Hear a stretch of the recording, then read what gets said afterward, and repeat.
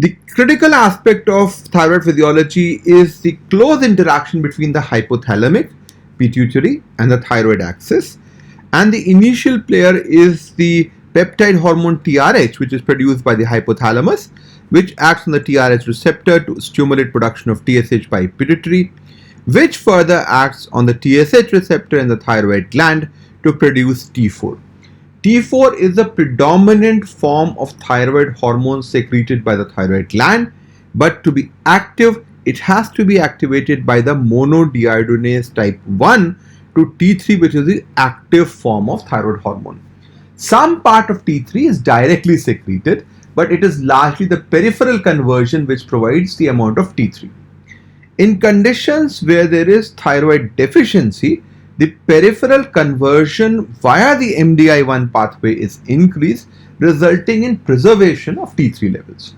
So therefore, in situations of primary hypothyroidism, where there is deficiency of T4, the physiological response is to increase the conversion of T4 to T3, and therefore T3 levels are the last to fall in an individual with primary hypothyroidism, making them the least sensitive marker of hypothyroidism in that setting. T4 can also be inactivated by another monodeiodinase enzyme into reverse T3, which basically provides a mechanism to balance off thyroid functions.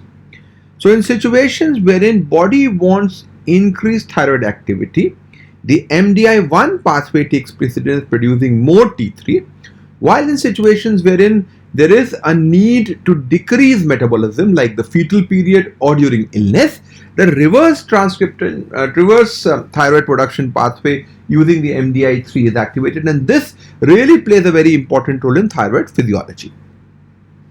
Thyroid hormones, both T4 and T3, are bound to thyroxine binding globulin, and only a small proportion of it are actually circulating in a free form in the form of free T4 and free T3, and it is this free form which is actually important in terms of thyroid action. So situations wherein there is differing levels of thyroxine binding globulin, particularly in the setting of estrogen exposure, pregnancy, exposure to androgens, nephrotic syndrome, chronic liver disease, there may be a discrepancy between total hormones and free hormones. So in most circumstances, it is desirable to assess the free hormone, particularly for the free T4. The FT3, which is the active form of thyroid hormone, is then transferred into the cell using the transporter MCT8, wherein it acts as a thyroid receptor to cause the various functions associated with thyroid physiology. The thyroid development process is a very interesting and complicated process in which there is a pharyngeal floor outpouching, in which the median part, there is a follicular part which basically descends from the pharynx, mainly from the fourth pharyngeal pouch, and this is then joined by the lateral lobes, which are largely producing the parafollicular or the C cells. Having said that, this mechanism is not so simplistic, and there is no clear-cut demarcation between follicular and parafollicular cells.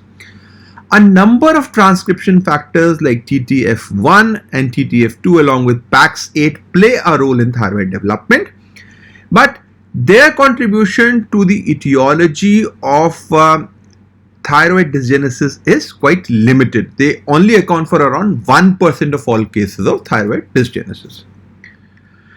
The essential role of thyroid is basically to use the iodine and to trap the iodine to produce thyroid hormone, and the most important in the initial process is the transport of iodine using the sodium iodine symporter into the thyrocyte, from where it is stabilized and transferred to the outer side of the thyrocyte using the pendrin, which is extremely important not only in the thyroid but also in the ossicles, where it has a role in terms of healing. Following reaching outside part of the thyrocyte, this iodine is then organified, because if it is not organified, it will be lost again by two important enzymes, which is thyroperoxidase and DUOX2, which basically is the source of hydrogen peroxide.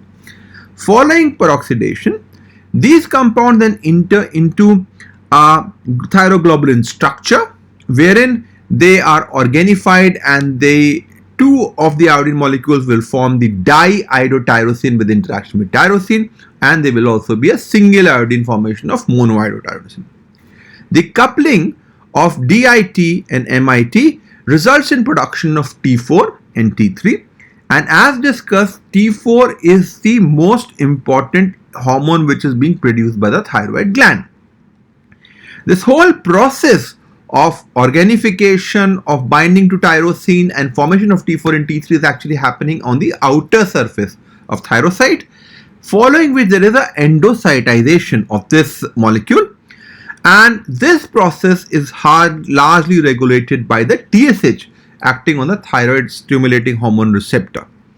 TSH is by far the most important regulator of overall thyroid gland growth, production of thyroid hormone, and release.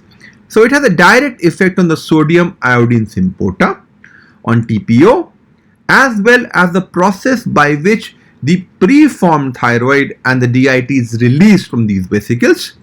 The DIT and MIT remain in the cells, and they are further using the enzyme dehalogenase produce iodine, and this iodine is again reused. So this is a cycle by which whatever iodine is not being used in formation of thyroid hormone goes back to use in the cells.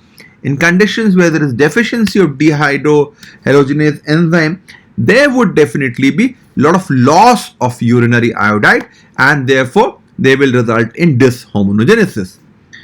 After the breakage of the vesicle, there is a release of T4 and T3, and along with the release there is also a release of thyroglobulin, and this released thyroglobulin is a marker of endogenous production of thyroid hormone, which plays particularly important role in the evaluation of congenital hypothyroidism, wherein if an individual has absent thyroid intake on scan, which looks like an apparent athyrotic state, if thyroglobulin levels are detectable, it means that the gland is there but it is not being picked up on scan, and a possibility of a sodium iodine symporter defect, a TSH receptor defect, or a problem in the maternal TSH receptor antibody should be considered. Thyroglobulin also plays a very important role of being a marker of functional thyroid tissue in an individual with differentiated thyroid carcinoma who had undergone complete treatment and radioactive ablation.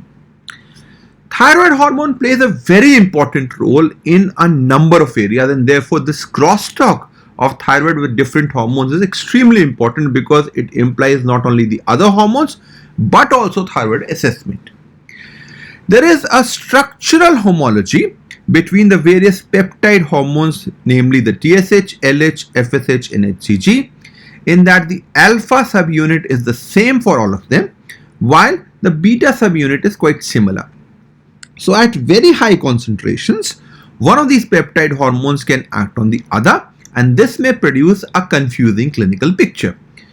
One of the most classical example of this is the von Wijk-Grumbach syndrome, in which the extremely high levels of TSH in individuals with primary hypothyroidism who have not been treated for a long time act on the FSH receptor, causing the formation of a large cyst in the ovary, resulting in a peripheral precocious puberty pattern, a unique pattern of a girl who has early puberty, no pubic hair growth, breast development, early menarche, and most importantly short stature and delayed bone age. Every girl who has precocious puberty should be tall. If there is a decreased bone age and short stature with precocious puberty, this mechanism of TSH acting on the FSH receptor and profound hypothyroidism should be considered. A similar picture happens in boys, wherein TSH acts on the FSH receptor to increase the seminiferous tubules and the Sertoli cell, causing large testes, but does not stimulate the Leydig cell, so therefore the testosterone production is not increased, and subsequently there is no virilization. So there will be large testes without any evidence of puberty, again because of this TSH overlap. TRH is the regulator of not only TSH but also prolactin. So in conditions of hypothyroidism, primary hypothyroidism where TRH is increased, prolactin levels also tend to increase. Importantly, dopamine and glucocorticoids inhibit TSH levels. So in conditions, particularly in the newborn period, where an individual may be admitted in the NICU and has been on vasopressors, there may be a falsely negative congenital thyroid screening because the TSH levels may be low. So in this situation, it will may be appropriate to repeat the screening at around 4 to 6 weeks of life. The steroid interaction is also extremely important because in conditions like Cushing syndrome, the TSH levels may be falsely low, which may actually give a picture of central hypothyroidism. Also, in individuals who have cortisol deficiency, particularly if there is a primary adrenal insufficiency, the TSH levels may be slightly high with a normal FT4 giving a picture of subclinical hypothyroidism. This condition does not require treatment because correction of cortisol deficiency will improve the clinical situation. Another interaction which can be predicted by the homology is the direct action of HCG on the TSH receptor, causing a hyperthyroid state, and this is particularly important during pregnancy because in those situations the TSH levels typically decrease by 1 unit during pregnancy, and there may be a subtle feature of thyrotoxicosis which does not require treatment. One of the most common referrals for thyroid disorders is in the setting of obesity, and while hypothyroidism can cause some increase in BMI predominantly because of increased fat and fluid, most situations where the referral happens is actually because of the effect of leptin on the TRH, and this is in fact a mechanism by the body which is trying to adapt to increase body fat by increasing thyroid and causing lipolysis and causing energy loss. However, since this mechanism is not working, there is only a mild elevation of TRH which results in slightly elevated levels of TSH to the range of around 6 to 9 milliunits per liter with normal FT4. In individuals who have exogenous obesity, who are tall, if the TSH levels are in the borderline range, there is no need for thyroid replacement because this is a physiological response and the effect of obesity, and it is not the cause of obesity per se. Thyroid hormones are transported with the use of 3 important proteins: thyroxine binding globulin, albumin, and prealbumin. T4 is largely bound to TBG, while T3 is bound to both binding globulin as well as albumin. Estrogen exposure of any cause, be it oral contraceptive pills, pregnancy, or SERMs, are associated with increased TBG, and this may result in increased level of total hormones but normal levels of free T4 and TSH. This should be considered especially in appropriate situations to avoid confusion. On the other hand, the use of testosterone and glucocorticoids is associated with decrease in TBG level, resulting in a situation of low T4, normal FT4 and TSH. Albumin deficiency and also TBG deficiency happens in the setting of nephrotic syndrome and chronic liver disease, and therefore this may be another situation which we need to be cautious in terms of low levels of T4.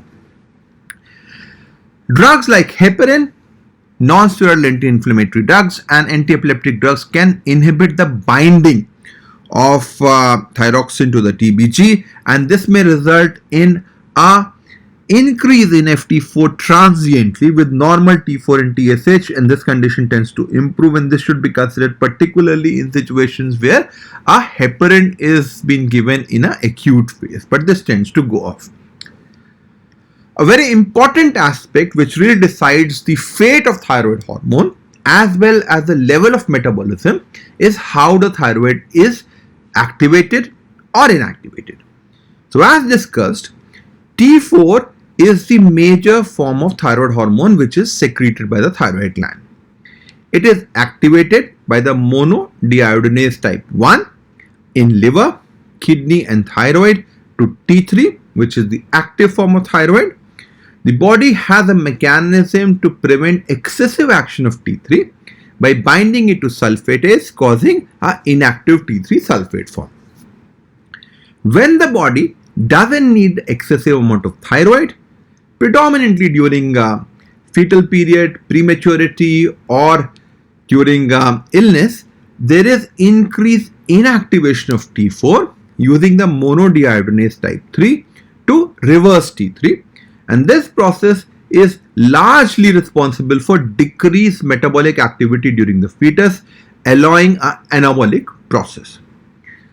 However, if the production of T3 is defective, there will always be a problem in terms of brain functions, because brain is exquisitively dependent upon thyroid hormones for new neuron formation, for myelin formation, and to avoid this problem in the premature babies and as well as in the fetal period, there is another monodehydrogenase type 2 which activates T3 particularly in the target areas like brain, pituitary and brown adipose tissue. So to summarize, monodehydrogenase type 1 acts on the outer ring predominantly in the systemic circulation. It basically provides a mechanism of production of T3 in the body. The monodehydrogenase type 2 again is a way of producing thyroid. It predominantly provides the paracrine mechanism. It mainly acts at the brain, pituitary and the brown adipose tissue, while MDI3 acts in the placenta and fetus to in a way provide mechanism for the decreasing metabolic activity and increasing anabolism. So in a way, in a nutshell, thyroxine metabolism balance is decided by whether it is being activated or inactivated into T3 or reverse T3. Monodehydrogenase type 1 is the activating enzyme causing more T3, while MDI3 causes reverse of it, causing inactivation. The fetal thyroid axis is extremely important because thyroid is one of the most important regulators of brain growth. And the process really starts by the development of thyroid gland by around 7 weeks of gestation. By around 8 to 9 weeks, there is production of TRH, while TSH starts acting by around 14 to 15 weeks. So approximately by around 15 weeks, there will be a complete synthesis of thyroid hormones. In most situations, there is actually an inactivation of the NRT3 becomes active because the MDI3 is more active in the fetal period.